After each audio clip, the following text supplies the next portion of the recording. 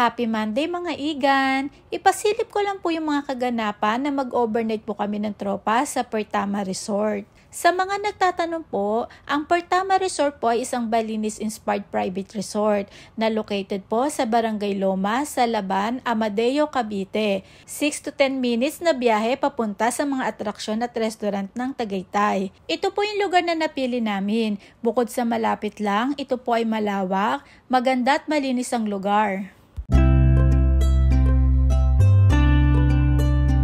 Isa din po sa nagustuhan namin, pwede kang magluto dahil kompleto sila ng gamit sa kusina. Plus ito nga po, nakapag-ihaw pa kami ng liempo gamit ang kanilang electric grill.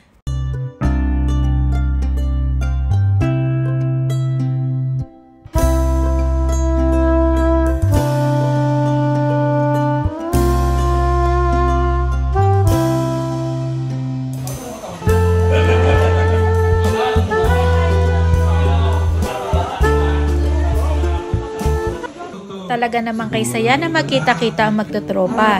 Kaya ito po, nagkantahan kami nung gabi.